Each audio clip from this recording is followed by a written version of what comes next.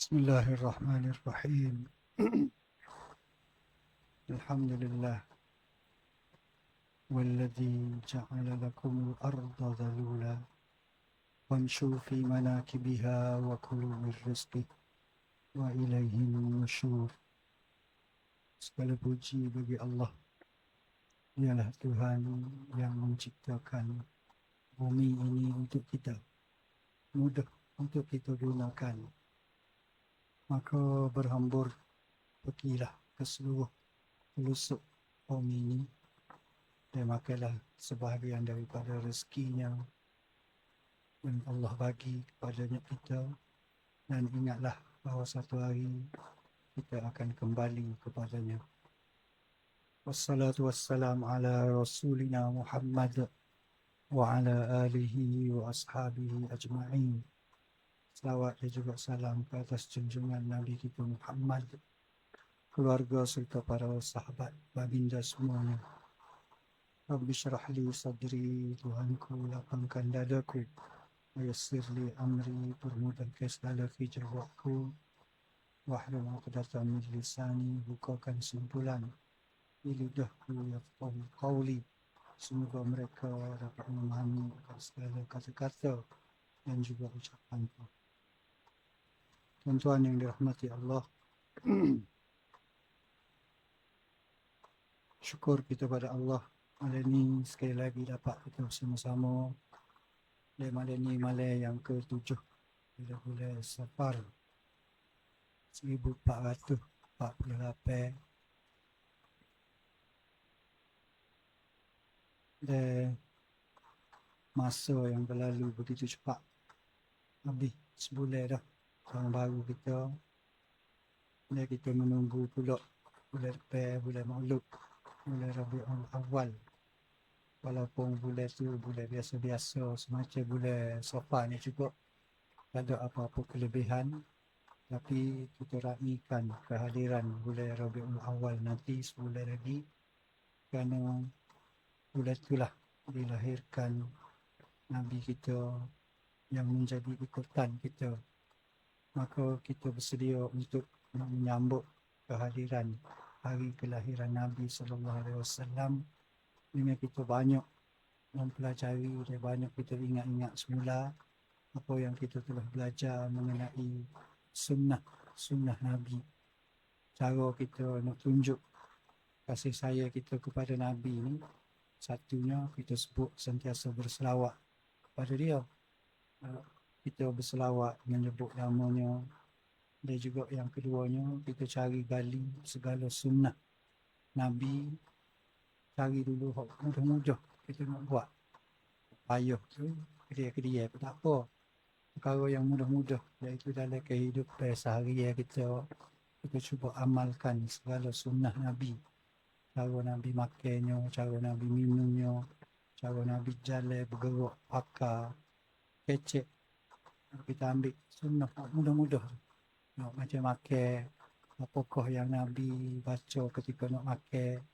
Banyak doa-doa yang kita duduk belajar, tapi ada yang dhaif, ada yang hak sahih. Kita cari, kita pilih amal sahih dulu, iaitu Nabi ketika nak makan dia kata bismillah ala barakatillah. Contohnya tidaklah bismillahirrahmanirrahim. Nabi tak baca penuh bismillah. Ketika nak makan dia baca bismillah ala barakatillah. Adapun doa Allahumma barik lana bima razaqtana wa qina azabannar, ada orang bertikaikan, ada kata dia tu hadis dhaif, tapi tak ada masalah lah kita baca.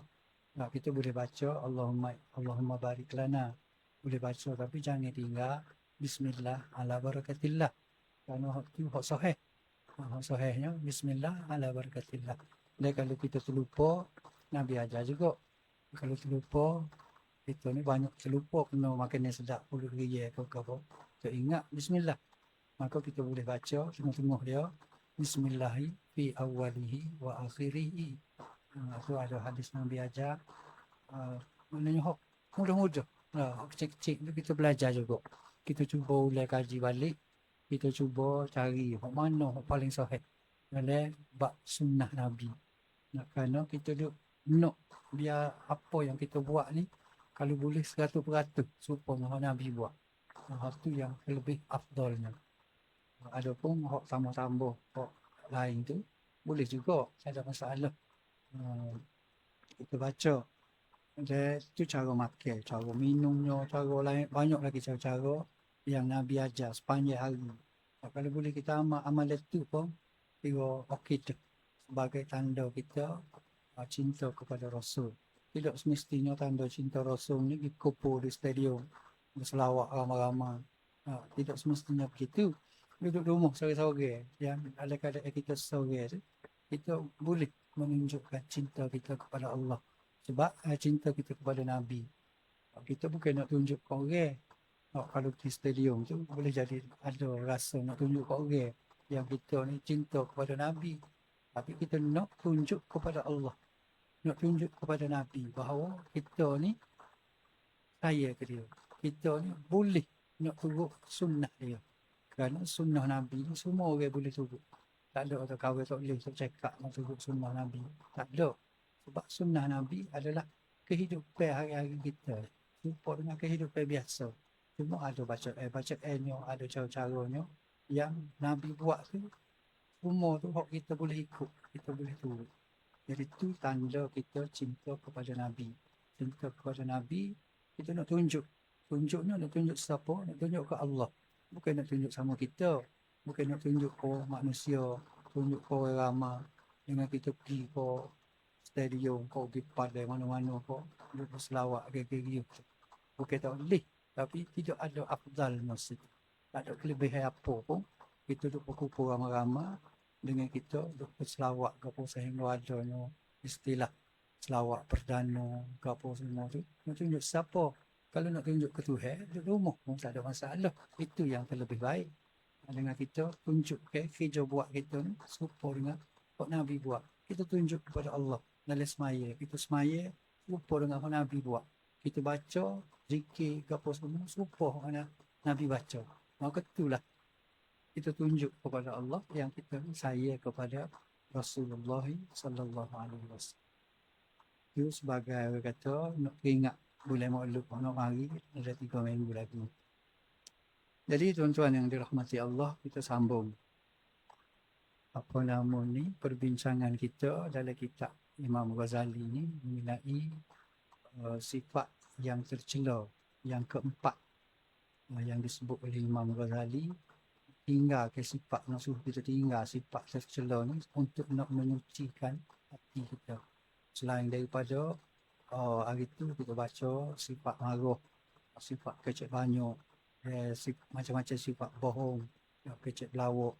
Itu sifat-sifat yang menyebabkan hati kita jadi cemar, hati kita jadi kerah, hati kita jadi kerah, payah nak patuh, nak taat kepada perintah Allah. Jadi bila nak cuci hati ni, kena tinggal sifat-sifat ni. Ada 10 sifat yang disebut oleh Imam Ghazali yang boleh menyucikan hati kita. Kalau kita tengah baca ni ialah sifat yang keempat, iaitu hasad dengki. Hasad. Sebab tu kita minta berlindung sama dengan Tuhan ni supaya Allah tidak bagi sifat hasad ni kepada kita. Saya ajar ada satu surah ni. Surah untuk kita minta berlindung dengan Allah daripada hasad dengki. Bahaya hasad ketika kita berhasad, kalau kita dengki tu bahayanya. Seperti Tuhan kata dalam surah Al-Falaq tu. 2 surah tu, 3 surah.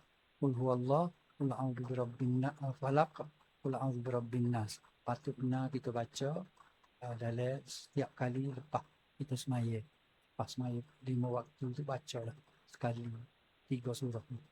Surah dipanggil Al-Mu'awwidzat. Surah minta berlindung. Walaupun ada 2 kul di situ. 2 minta berlindung. So lagi ialah surah Al-Ikhlas. Surah Qul Huwallahu Ahad. Kalau boleh jangan tinggal lah 3 surah ni setiap kali lepas kita semaya.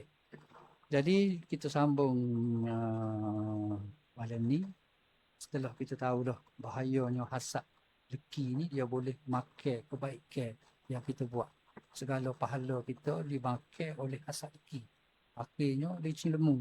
Kalau kita duk buat baik, kita duk buat pahala ke apa licin nyo make ko hasad. Ke ko deki ni. Maka malam ni kita sambung lagu mana cara nak apa nama mengubati daripada sifat hasad, nak berubah. Kalau ada hasad dalam diri kita, lagu mana nak berubah. Hasad deki ni kita baca dah minggu lepas. Kata apa dia maksud hasad deki ni? Hasad ni ialah cara mudah-mudah kita nak fahamnya, ialah kita berasa suka kalau tengok orang lain susah. Sayang sahabat susah, saudara mara kita susah, hati kita jadi gembira pada muka dia. Itulah menyebab kita suka bila tengok orang susah. Bila orang hilang nikmat yang Allah bagi, tak ada nikmat tu kepada dia, kita akan rasa gembira, suka. Dan selagi kita akan berasa susah hati kalau dia tu dapat nikmat. Kalau orang lebih dapat nikmat serupa dengan kita ataupun boleh lebih pada kita, kita akan berasa susah hati. Hidup kita tak senang. Kita berasa tak senang. Orang boleh serupa kita. No. Kita pandai ceramah, orang lain pandai juga. Berasa tak sedap. Terus kita sore pandai ceramah. Begitu, tu adalah hasad. Tengok orang lain serupa dengan kita ataupun lebih pada kita berasa tak sedap. Kita berasa nak biar dia tak boleh. Bila dia tak boleh, kita pun berasa gembira. Itu adalah hasad. Penyakit ni dia makan kebajikan kita. Dia makan pahala kita duk buat. Pahala buat tapi dia makan ke hasad itu habis licin. Jadi lagu mana Imam Ghazali royak lagu mana kita nak mengubati? Dia kata ada dua cara yang boleh mengubati hati kita ni daripada sifat hasad, hilang sifat hasad. Nombor satu dia kata melalui ilmu. Melalui ilmu, maknanya kena belajar. Kalau ada ilmu ni, dia ajar ilmu kita, ilmu pada kita, ilmu nak hamba hasad deki. Apa ni Imam Ghazali ajar ilmu nak hamba hasad deki, nak berubah hasad deki dengan cara ilmu. Dia kata penawar bagi hasad deki ni, kalau kita tengok dalam muka surat 93, kalau ada kitab tu 93, dia kata penawarnya ialah seorang tu hendaklah dia mengetahui bahawa sifat hasadnya itu dapat mendatangkan mudarat kepada dirinya sendiri. Dia sedikit pun tidak memudaratkan orang yang dia hasad. Orang yang dia deki tak ada apa-apa, tapi yang mudaratnya ialah diri orang yang berdeki. Kalau kita deki kepada seorang, orang yang kita deki tu tak ada apa-apa, tidak dapat mudarat apa-apa. Tapi yang dapat mudaratnya ialah diri kita. Hak ni ilmu. Supaya kita ingat semua, bila nak deki kat orang, dia mudarat klik kita. Bukan pergi kepada orang yang kita deki tu. Ni ilmu, orang panggil ilmu nak ambak hasad deki. Dia ada dalam hati kita ni, dalam ingatan kita ni, bahawa bila aku deki kat orang, kok mudaratnya aku, kok susahnya aku. Bukan orang yang aku deki. Dia tak ada apa-apa. Ni ingat ni, mana kita pun mikir kalau nak deki kat orang, jadi mikir sikit. Buat gapo kita menyusah diri kita. Tu dengan orang panggil ilmu. Imam Ghazali kata ni ilmu dia. Bubuh dalam kepala sebagai penawar, bila kita nak deki, ingat kata mudarat hasil daripada deki tu menyusah kita. Kita duduk jadi 24 jam duduk klik, duduk perhati hal dia. Jadi berasa susah hati, tengok dia berasa susah. Tengok dia berasa tak sedap, berasa serabut. Dengan nikmat yang dia boleh, dengan pencapaian yang dia dapat, kita berasa serabut. Jadi mudarat alik dia, tak ada apa-apa dia tu kan menikmati nikmat yang Tuhan beri dia. Dia beli kereta, kita jadi berasa susah. Kalau boleh, doa supaya belaga kereta, nak aksiden, dia punuh kereta dia. Susah kita jadi. Tu Imam Ghazali kata, ingat waktu dulu. Dia kata, ingat bahawa mudarat tu bukan kepada orang yang kita deki tu, tapi mudarat tu balik kepada kita. Ada pun juga hasad yang ni kata Imam Ghazali, ada pun lagu mana hasad tu boleh bahaya ke diri kita. Dia hurah lagi lagu mana hasad deki ni bahaya kepada kita. Dengan kita, dia kata, dengan membatalkan segala kebaikan, dia juga mendedahkan dirinya kepada kemurkaan Allah. Nombor satu sekali, dia kata, apa jadi bahaya tu? Mudarat kita nombor satu kerana kita kena Duk mikir lah, aku mana nak suruh dia tu tak boleh. Kok dia ada tu. Kau tak dia, tengok dia beli kereta, kita duk mikir lah, aku mana nak suruh kereta dia punah. Nak suruh dia accident, padan dengan muka dia. Duk mikir jadi satu kerja. So, yang keduanya ialah dia kata kerana mudaratnya ke apa? Kerana kita dia kata nak apa nama ni mendedahkan diri kepada kemurkaan Allah. Menyebabkan Tuhan marah. Sebab apa? Ketika mana dia tidak berpuas hati dengan ketentuan Allah. Siapa apa tahap tu?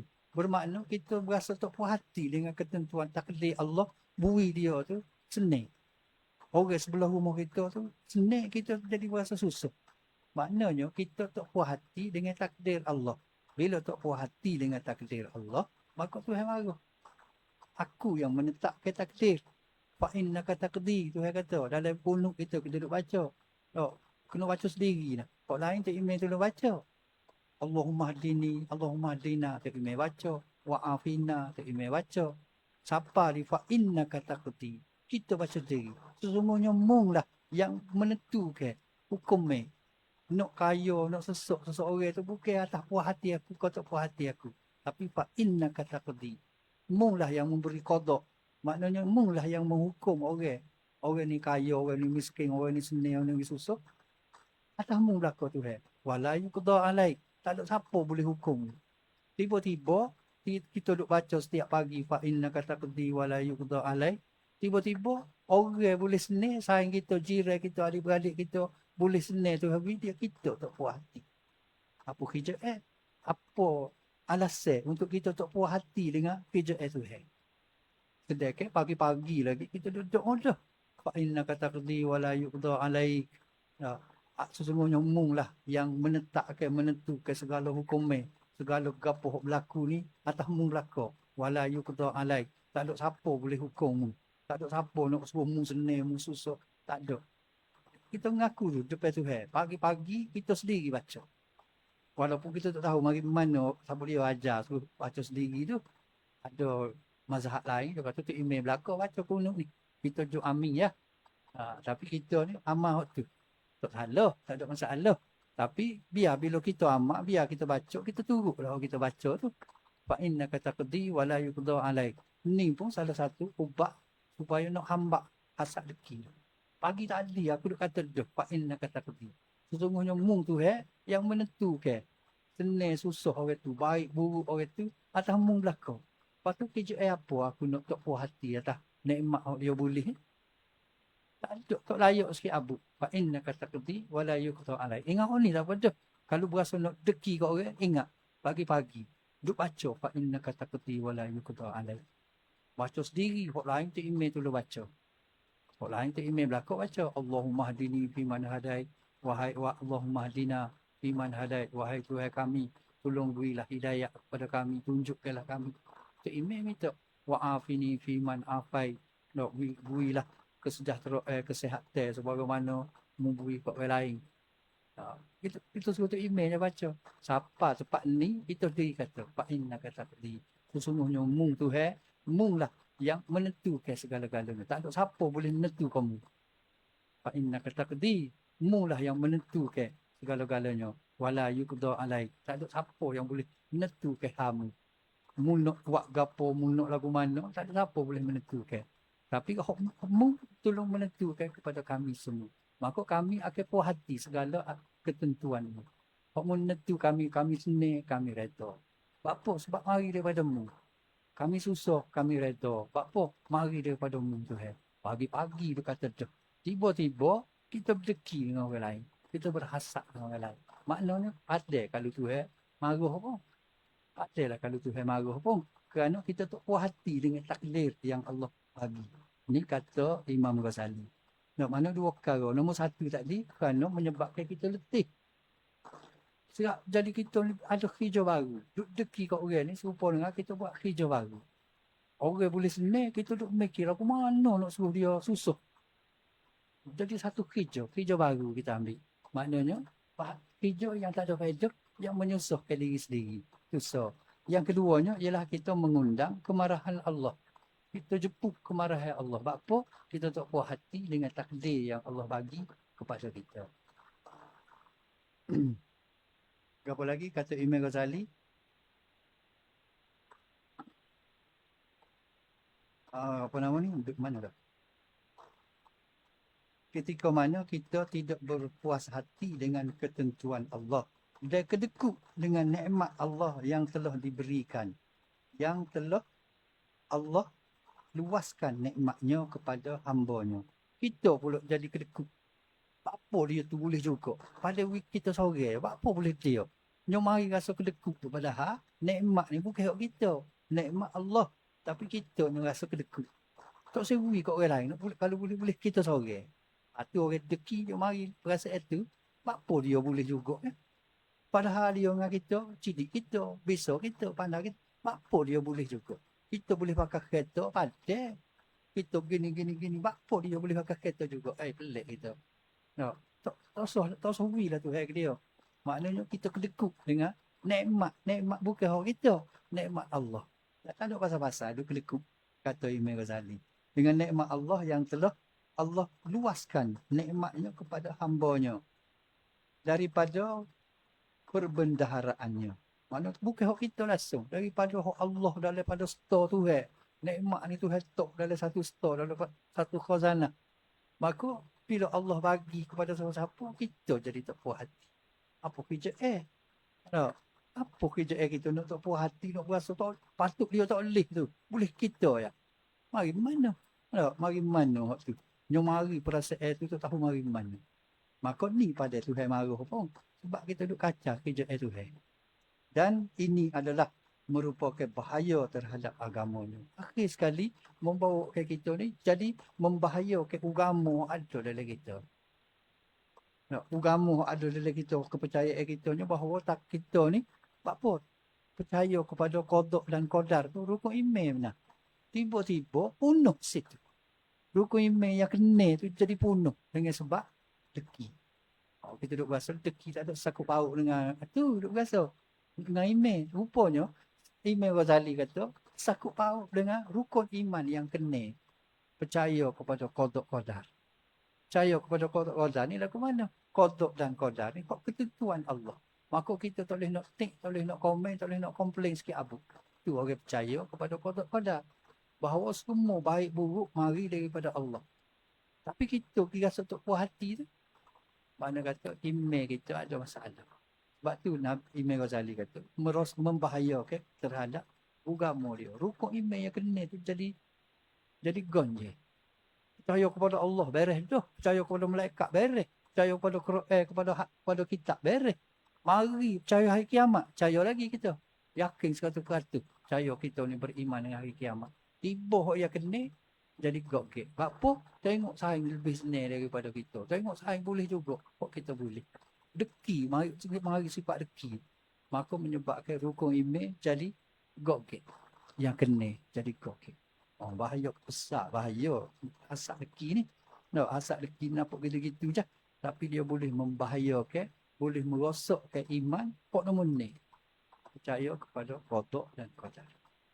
Jadi lepas ni. Kalau kita ada rasa ada berlaku deki ni. Sikit banyak. Kalau ada sikit pun kalau kita duduk. Dia ikut area dia jadi besar. Ikut area deki ni. Dia kalau lama dia besar. Dia borak. Maka setiap kali semaya subuh tu ingat ni. Dia ingat kat hamba. Ingat kau. Nak ingat kat hamba. Boleh dah. Ingat kat hamba aja. Wa inna kata keti. Wala yukudah alaik. Bahawa segala ketentuan tu. Mari mung dah Tuhan yang menentukan. Mung ada kuasa menentukan baik buruk seseorang. Mung lah yang boleh menghukum masuk neraka, masuk syurga seseorang. Mung lah boleh hukum nak senang susah seseorang. Maka aku tak layak. Kalau jiran aku nak nampak lebih pada aku, kerja emang tu ada lah tu sebab apa mu jadi kerja berat. Kuat aku kerja. Cilik aku. Tiba-tiba senang jiran aku. Ada lah tu. Kok aku tak tahu. Maka aku reda dengan lagu tu. Tak apa, hilang lah rasa deki. Tak akan mari rasa deki. Tapi kalau main tanya kita buat apa tu tak. Kita lebih kaya, kita lebih senang, kita gini-gini. Tiba-tiba dia boleh juga. Dia tak ada usaha lah mana kali. Lagu mana tu gitu. Mari rasa tak puas hati tu bermakna kita tak puas hati dengan rukun iman yang ke-6. Bahaya sungguh. Bahaya, sangat-sangat bahaya. Jadi, setiap kali maya subuh, ingat. Fa innaka taqdi. Kau boleh baca derah, kejut sains sebelah. Nah, fa innaka taqdi. Mung tu kalau kita rasa kita ada deki lah. Kau suruh baca derah lah. No, tapi fokus semua di situ. Kau kunuk tu. Fa innaka taqdi. Sungguhnya tu mung dah yang menentukan segala-galanya. Baik buruk seseorang, baik buruk aku, baik buruk orang lain. Mung belakang. Mana tak ada kerja aku nak deki, nak hasap kepada orang yang telah menentukan boleh ke senang. Dia senang pada aku, harap-harap dia tu senang jadi orang baik seperti aku. Boleh gitu. Nak doa dia. Dia senang, boleh harta senang. Tiba-tiba kata tanah dia bahaya ke lebuh raya. Juta boleh. No, tanah kita duduk sebelah halik tu tak kena. Deki apa? Tu hati tu kata harap-harap nyawi kita sikit. Senang sikit kita sebab dia boleh betih. Kalau lagi tu tak apa. Tapi kita tu cilaka. Kita main cilaka. Allah. Sebab apa tak ambil tanah kita jadi boleh lebuh raya. Bukan tanah dia. Pada tanah dia tu ada lembuh, ada tu kena tambung lagi. Macam-macam kita komplain. Komplain dengan takdir. Bahaya. So, situ dah. Apa yang kata bahaya kepada orang yang berdeki. Bukan orang yang kena deki tak ada masalah dia. Boleh dia, Alhamdulillah. Beres. Itu jadi susah. Itu bahaya kepada diri kita. Lagi kata Imam Ghazali, yang keduanya apa? Dia kata adapun bahaya terhadap dunianya. Tadi dia sore, berasa serabut perut dia sore. Kena marah, betul marah ke dia. Tak, ni kata dari segi dunia pula lagu mana. Ialah seseorang akan sentiasa berada dalam keadaan sedih dan berduka cita. Kerana itulah yang dikehendaki oleh musuh terhadap lawannya. Bila kita deki, Imam Ghazali kata, kita deki kau jiran kita, seolah-olah kita dengan jiran itu bermusuh. Musuh kita lah tu. Musuh kita. Maka kita ni akan jadi sentiasa bersedih hati. Tengok dia serabut, sedih. Tengok dia berduka cita kita. Sebab apa? Dia boleh senang. Kalau dia tidak lebih pada kita pun, dia serupa dengan kita. Senang pun kita juga. Kalau berasa serabut perut kita. Nah, maka kita dah menganggap dia tu musuh kita. Jadi musuh dah. Musuh kita sore. Dia tak ada apa dengan kita. Tiba-tiba kita jadi menganggap dia tu musuh kita. Maka menyebabkan kita jadi berduka cita dan bersedih. Kerana tengok dia senang, musuh. Orang musuh ni kalau tengok musuh senang, memang dia tak akan puas hati. Kalau kita bermusuh dengan seseorang, maka bila musuh kita tu berasa lega dia, nampak lega senang, minum teh, tak ada serabut perut, tak ada apa, kita berasa, apa? Berasa tak sedap kita tau. Kalau boleh, kita boleh duduk minum teh kedai, dia minum air rumah. Tu baru yang ada.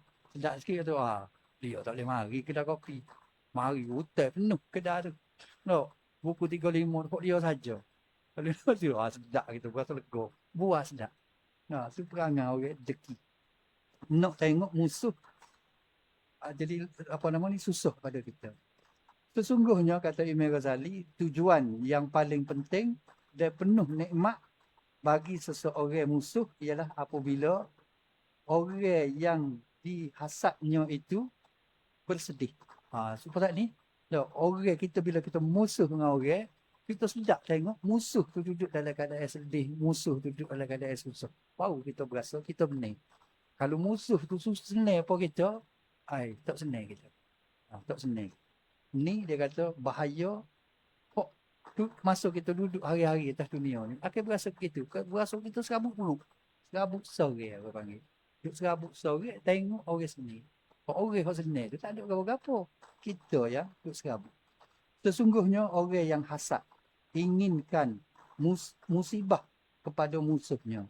Dia nak suruh musuh dia tu, orang dia deki tu kena musibah. Namun akhirnya, dialah yang mendapat musibah tersebut. Akhirnya, dia dapat musibah. Orang yang dia deki tak ada apa-apa. Ni kata Imam Ghazali. Bila nak suruhnya, ilmu ni ada dalam kepala kita. Imam Ghazali kata, nak hamba deki hasad ni, kena letak dalam kepala benda tu. Nombor satu tadi letak kata, bila kita deki pada seseorang, bahayanya kena atas kita. Bahaya lagu mana? Bahayanya ialah jadi kita, apa nama ni, kita lawai tak putih Tuhan. Oh, ni bahaya sekali. Kita ni aku duduk tengah lawan takdir Tuhan. Bila aku deki ni maksudnya aku tak puas hati dengan takdir yang Allah tentukan kepada orang itu. Bahaya. Yang keduanya nak suruh kita ingat juga bahawa tak ada kerja kita duduk sedih di atas kesenangan orang. Apa kerja kita? Duduk bersedih. Sehari duduk mikir dalam kepala otak duduk fikir. Dia senang. Lama-lama akhirnya dia klik kita. Kita pula jadi susah. Tak ada nak buat kerja lain. Duduk mikir kau jiran kita tu. Kalau adik-beradik, duduk mikir kau adik-beradik kita tu. Lagu mana nak jatuh dia? Biasanya deki ni dengan orang kita kenal. Orang kita tak kenal, kita tak deki. Orang kenal ni siapa dia? Orang rapat dengan kita, adik-beradik kita. Banyak ke orang duduk deki dengan adik-beradik. Adik-beradik boleh senang, adik-beradik boleh harta banyak, adik-beradik tu. Kita duduk deki. Lepas tu mula kita nak puduh. Bila kita deki, kita puduh. Puduh orang. Puduh royak rata perangai adik-beradik kita. Ngaji rai kita juga. Bila kita deki, dia tidak senyap seorang kita, dia akan subik mula. Mulalah royak kau sekot deh haji rai kita. Mulalah pelawak, mulalah bohong, mulalah buat fitnah kepada jiran-jiran kita. Royak atau molek belakang. Ada kita, dia senang tu, main minta nasihat dengan kita. Ngambor. Kalau tak ada ambor, tahu, dia selalu tu dia. Sedap kan tak? Dia mula nak buah kita. Nak buah hati. Waktu kalau kita duduk tolong dia tu, learning tak, tengok kita pun duduk. Dia mula kecek uduh, dia mula uduh. Akhirnya, jiran tak tahu apa. Orang tu pula nak pelaga kita. Pergi royak ke jiran kita. Akhirnya, baluh dengan jiran. Akhirnya susah hidup. Susah hidup kita. Ni kata Imam Ghazali. Yang ketiga, kata Imam Ghazali. Kau dia? Dia kata, dia orang yang kuat hasaknya. Dia ni kuat deki ni. Tidak terlepas daripada kesedihan dan juga musibah ketika mana musuhnya ataupun salah seorang daripada mereka berada dalam kenikmatan. Ni dia kata kita kena ingat juga bahawa bila kita ni mari kuat deki, dia kata menyebabkan kita ni sentiasa duduk dalam keadaan sedih dan akan ditimpa musibah. Bila duduk dalam keadaan serabut, buat kerja buat pun tak leneh. Bila pala kita duduk serabut, duduk mikir kok jiran, mikir tak ada faedah. Akhirnya buat kerja jadi tak buat, tak kena, tak betul, tak sempurna, akhirnya timpa musibah. Akhirnya timpa musibah kepada kita. Yang asalnya daripada mana? Kerana tengok saing, tengok orang-orang lain, orang sebelah kita, banyak mendapat kenikmatan. Kadang-kadang tak ada orang nak deki, anak dia boleh masuk universiti, kita deki. Anak jiran kita boleh masuk universiti. Ajak kita makan majlis kesyukuran, buat majlis kesyukuran sikit. Anak masuk you, tak pergi. Apa ya anak dia nampak tak ada juru mana ngaji malah boleh masuk you. Oh gila molek. Tak pergi. Tak pergi. Keduri anak dia buat keduri tak pergi. Lepas tu royak macam-macam. Anak dia nampak ngaji pandai tu kalau anak tengok gelenyar tu. Itu dia jaja lah. Gelenyar tu boleh tengok jatuh tu. Ngaji pandai tapi akhlak buruk. Khabar kita tu buruk akhlak. Atau jiran-jiran lah gitu. Jiran-jiran. Kita dengan jiran dengan kita. Begitu. Orang dia tak ada apa-apa. Anak dia boleh masuk universiti ke. Buat keduri ke sekolah. Maya ajak ke apa. Tak pergi. Jiran yang dekat sekali tak pergi. Jenis teki. Lepas tu ada ecer kat si kat dia. Ecer kat si. Kadang-kadang tu tak anak dia tak mana-mana. Dia tu duduk atas sekolah. Dia tak apalah. Dia ada pitih. Atas tuition lah. Tuition nyanyi ke anak. Tak ada rehat. Pagi tuition, petang tuition, malam tuition. Tak tidur anak. Nyoperak anak suruh ngaji. Boleh universiti. Anak kita atas anak kita je. Kemampuan dia. Anak kita tak pandai. Kita tak paksa anak ngaji ni. Anak ngaji. Pada gitulah. Lepas tu anak kita tak boleh masuk you. Nak benih tu. Dia paksa anak. Anak nak Allah. Nak makan tak ada. Yang suruh ngaji. Buat tuition situ, buat tuition sini. Tak apalah dulu banyak. Nak putus macam. Orang ajak kenduri tak pergi.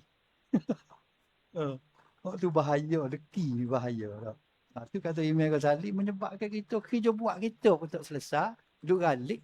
Dalam kepala ni duduk fikir jiran atau fikir orang yang kita deki. Itu yang ketiga. Yang keempat dia kata, adapun hasad itu dapat memberi mudarat kepada musuh, dapat memberi manfaat kepada musuhnya. dan bukannya bahaya, kerana kenikmatan itu tidak dapat hilang dengan sebab hasad musuhnya, bahkan hasad itu melipat ganda kebaikan orang yang dihasad itu. Ingat nak apa nama ni, Imam Ghazali suruh kita beringat, bubuh dalam kepala kita ni ilmu untuk nak hambat hasad. Satu ayat kepatnya dia kata ialah bila kita deki kat orang tu tak ada dapat gapo, dia akan lebih boleh manfaat daripada deki kita tu sikit abuk tu menghilangkan nikmat orang tu. Dengan kita duk huduh kat orang, dengan kita duk katuk gapo huduh kat orang tu, tak ada kurang sikit abuk orang tu dapat. Tak ada mudarat sikit abuk, bahkan manfaatnya lebih banyak. Allah akan bagi lipat ganda lagi nikmat pada orang yang kita deki. Tak ada kesal sikit abuk, kesal buruk tak ada. Orang yang kita deki tu tak ada kesal apa. Kita duk kata uduh dia, tak uduh pun dia dengan sebab kita kata. Tak sesok pun dia dengan sebab kita deki. Tu ingat tu, tak ada masalah faedah lah. Kita deki dia tak ada faedah sikit apa. Sebab dia tak memberi kesan yang buruk kepada orang yang kita deki. Bahkan manfaat tu lebih banyak. Musuh kita akan dapat manfaat lebih banyak dengan sebab kita deki. Lebih banyak. Bahkan hasad itu menjadi ganda, melipat ganda kebaikan orang yang dihasadkan itu, iaitu akan dipindahkan segala kebaikan yang orang yang hasad kepada dirinya. Pahala kita habis boleh pergi ke dia. Kena pergi ke dia belakang. Di akhirat esok, kita kata, mana kita masuk neraka? Kita semaya masjid, mari tertinggal ke apa semua. Tiba-tiba tak ada pahala. Pahala diambil oleh orang yang kita deki dia. Segala pahala kebaikan kita boleh dia belakang. Ingat waktu, maka memikir kita nak deki. Jadi kita mikirlah nak deki dengan ilmu je. Kata Imam Ghazali, dengan ilmu ni pun padan dah. Bahawa bila kita deki kat orang, maknanya kebaikan kita tu boleh ke dia habis. Boleh ke dia habis. Sebab orang deki itu duduk senyap. Dia tidak ada deki senyap gitu tak. Bila dia deki, dia akan memburukkan orang tu. Orang kita deki ke dia tu, kita kata macam-macam ke dia. Akhirnya kebaikan kita habis boleh dia. Boleh ke dia belakang. Tak cukup lagi. Tak. Dosa orang tu pula mari kita. Bukan setakat kebaikan kita beri ke dia. Dosa orang yang kita deki tu, lepas masuk dalam baku kita. Dosa kita belana kok nanti. Tak. Bawa dosa orang pula. Oh nyanyi. Sesungguhnya dia menjadi mangsa kezaliman orang yang hasad kepadanya. Orang yang berhasad dengki, kita deki ke dia tu, dia adalah mangsa kezaliman. Bila dia mangsa kezaliman, doa dia Tuhan terima. Doa kita Tuhan tolak. Kita jadi orang zalim, dia orang kena zalim. Maka orang doa orang kena zalim ni mustajab. Doa dia pula dimakbulkan oleh Allah, doa kita pula tertolak. Banyak ruginya, maka tak ada faedah sikit abuk deki. Kalau fikir waktu, jadi tak berat, tak ada selera nak deki kat orang. Dia lah. Dia nak kaya, dia nak sesok, dia nak gapo pun. Kalau dia mari tak tolong kita, kita boleh tolong, kita tolong. Kalau dia kaya, kalau dia nak tolong kita, beres. Nak beri kita, nak belanja kita, beres. Dia tak belanja pun ikut dia lah. Tak ada gapo-gapo pun kita. Senang. Hidup lagi tu lebih senang. Daripada duk mikir, apa boleh ke dia? Apa yang dia boleh senang juga. Jadi masalah kita. Orang deki ni cari kerja, dia saja dia cari kerja. Yang kelima, orang yang hasad menuntut untuk hilangnya nikmat dunia daripada musuhnya. Walau bagaimanapun, yang berlaku ialah bertambah pada musuhnya kenikmatan akhirat. Tu lebih kurang tadi juga. Orang yang kita deki, bila kita deki kat orang, kita duk siap malam, duk mikir supaya nikmat yang dia dapat tu hilang. Dia benar yang berlakunya, dia akan bertambah nikmat. Bukan setakat atas dunia, di akhirat pun nikmat dia berlipat ganda. Dia pula heran. Mari mana pahala? Rupanya pahala kita tu betul. Dia jadi heran. Mari mana dia kata? Aku cari-cari je masjid. Tiba-tiba tu bila rekod masjid penuh. Pahala masjid saja. Rupanya hak kita. Berlipat kali ganda, pahala dia dapat di akhirat esok. Sedangkan orang yang hasad itu bukan saja mendapat azab di dunia, bahkan turut akan mendapat azab di akhirat. akhirat pun boleh hasad lah orang tu. Pahala habis licin tu. Dosa dia lu pulak mari kita. Rugi banyak kali. Orang yang hasad itu ibarat seperti orang yang melemparkan batu kepada musuhnya. Ni kata Imam Ghazali, supaya orang yang hasad leki ni supaya nak ambil batu pekong kau orang yang dia hasad tu. Tetapi batu tu apa dia? Namun tidak mengenai musuhnya. Kita pekong batu, batu tak kena musuh. Tetapi kembali mengenai matanya. Lalu membutakan matanya. Batu kalau kita pekong tu tak kena musuh. Kena muka lain, kena dinding ke apa, mata balik, kena mata kita. Menyebabkan kita jadi buta. Ditambah pula dengan kegembiraan musuhnya iaitu iblis. Hak gembiranya bila kita berdeki ni dia kata, hak musuh kita sebenarnya ialah iblis, setan lah yang sangat gembira dengan sifat hasad deki yang ada pada kita. Kita buta mata lah. Sebab apa buta mata tu? Ibaratnya bila kita deki kat orang, bila dah kita terbaik, dan kita tak nampak lah kebaikan jiran kita. Kalau kita deki dengan jiran, deki dengan adik-beradik, buatlah baik. Sama mana adik-beradik kita tu, kita tak nampak dah baik. Kau lama kau nampak jahat. Kau lama kau nampak jahat. Jahat tu mari mana? Kita duk rekod. Asalnya kita duk rekod. Jahat orang, jahat jiran kita. Akhir sekali, kita nampak dia tu jahat. Kita lah nampak dia tu jahat benar. Sebab tu kata, bila kita pekong batu, tak kena. Batu tu klik mari kena mata kita, kita jadi buta. Asalnya kita buat-buat je kata dia tu jahat. Akhirnya masuk dalam perut pedar kita, kata dia ni jahat ngerti. Sampai tidur tak cenderung. Pasal CCTV apa, takut jiran mari curi barang kita. Padahal jahat tu kita cipta. Tapi akhirnya kita percaya ngerti. Kalau kita rekod tu kita percaya sengerti. Waktu buta, bagi buta tu. Kerana asalnya kita je rekod kata dia jahat, dia tu dia gon. Akhirnya kita percaya kalau kita rekod. Buta kita. Sesungguhnya akhir sekali, sesungguhnya orang yang hasad itu akan hilang nikmat dan juga hilang redha dengan ketentuan Allah. Jadi orang kita ni bila kita berhasad dengki, makna kata kita ni apa nama? Kita hilang dah rasa nikmat.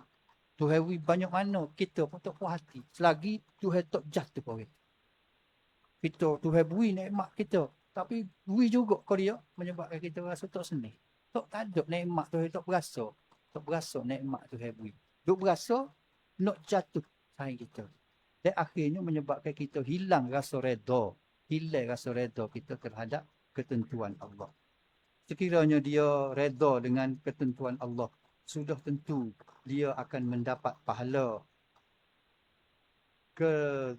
Terutamanya jika dia cemburu terhadap ilmu. Dia akan rasa dia boleh pahala kalau dia deki kepada ilmu orang. Pak po orang tu pandai, rasa nak pergi belajar dengan dia. Pak po ya dia ni usaha sikit, boleh banyak. Aku ni usaha banyak, boleh sikit. Aku nak pergi belajar dengan dia. Reh lah gitu. Tengok orang bini dua. Tidak kita nak suruh dia cerah tangga keluarga dok, pergi belajar lah ke mana dia boleh bini dua. Lepas tu tak apa. Tak apa lagi tu. Deki dia boleh bini dua, kita nak pergi belajar dengan dia. Dah lah boleh bini dua, comel-comel pula tu. Kaya pula, lepas tu boleh duduk sekali. Deki kita. Deki lagi tu tak apa. Bukan deki nak suruh dia jadi cerah tangga baloh dua bini tu. Tapi nak pergi belajar. Bawa pisau, boleh sekak, pergi belajar. Kalau dia nak ajar lah tu. Deki lagi tu tak apa. Mendapat pahala. Kata Imam Ghazali. Terutamanya jika dia cemburu terhadap ilmu dan juga warok dan juga keinginan untuk memperolehinya. Hak tu tak apa. Boleh pahala. Tapi kalau nak jatuh dia, nak mengenak dia, maka hak tu tak boleh. Hal ini kerana orang yang mencintai ilmu, pahalanya adalah besar. Jadi, itulah cara ilmu orang panggil. Ada ilmu nak hamba deki. Pak lima nekara tadi biar masuk dalam kepala kita. Barulah hasad deki tak mari. Dengan kita ada ilmu ni, ilmu kata pala ilmunya juga apa? Deki ni bukan merosokkan orang nu, tapi merosokkan diri kita sendiri, memudaratkan kita sendiri. Apa? Kerana akhirnya dia membawa kepada rosak agama kita. Agama ada dalam diri kita pun boleh rosak. Apa? Kerana rukun iman yang kena tu jadi kokek. Dengan sebab deki menyebabkan iman, rukun iman hok kena hok kejak dalam diri kita tu gonye. percaya kepada qada dan qadar Allah, bukan yes. Sebab apa? Tak puas hati dengan ketentuan Allah. Allah wisne juga dia. Sepatutnya wisusah dia. Kita kata gitu, pandai-pandai kita. Buat sepatutnya. Allah dia beri kepada kita senang tu pun ada hikmat dia. Ada tujuan dia. Sebab apa dia beri kita senang ni? Sebab apa ya dia Tuhan beri kita senang ni? Patut kita kena cari. Tak apa ya Tuhan beri kita senang gini semua. Tak sakit, tak remeh, umur panjang. Masa lapar boleh main masjid ni. Jodoh kau Tuhan beri ni. Ada tentu ada apa ni. Bukan dia beri saja-saja. Nak uji kita. Boleh jadi. Kalau nak uji kita. Dia beri kita ni rajin mari masjid. Ada ni kena beringat. Takutnya dengan sebab kita rajin di masjid menyebabkan kita jadi riak, menyebabkan kita masuk neraka kerana rajin. Berasa besar diri, berasa hebat, berasa jauh, berasa kuat ataupun nak suruh orang hormat kita. Kalau orang tu hormat, orang tu kita berasa nak malu. Takut lagu tu. Nah, maka gitu tanda kita ni reda dengan ketentuan Allah. Tak bukan kata berasa bila Tuhan beri berasa bangga, bila Tuhan beri patutnya beri kita sorang. Tak beri ke dia. Nah, tu ilmu untuk nak hamba apa nama ni hasad melalui cara ilmu. Dia ada lagi cara amali, cara kena buat. Apa nama Imam Ghazali diriwayat juga dia ajar kita nak buat lagu mana. Tadi nak suruh tahu lagu mana. Buh oleh kepala dulu. Kalau tak pergi juga, ilmu ada dah, hasad reki ni tak boleh. Ada juga. Maka Imam Ghazali kata ada cara kedua, iaitu cara melalui amali. Ni kena buat lah. Lagu mana nak buat, kita baca semula pula deh. InsyaAllah umur panjang kita belajar lagu mana nak buat, nak hamba hasad reki. Ilmu ada dah, tapi tak terlebih hasad reki. Ada lagi cara, kata Imam Ghazali, ialah melalui amali. Melalui amali, maknanya kena buat lah. Lagu mana nak buat, kita baca semula pula insyaAllah. Itu berhenti setakat tu. Aku qauli hadha. Astaghfirullah li walakum. Wassalamualaikum warahmatullahi wabarakatuh.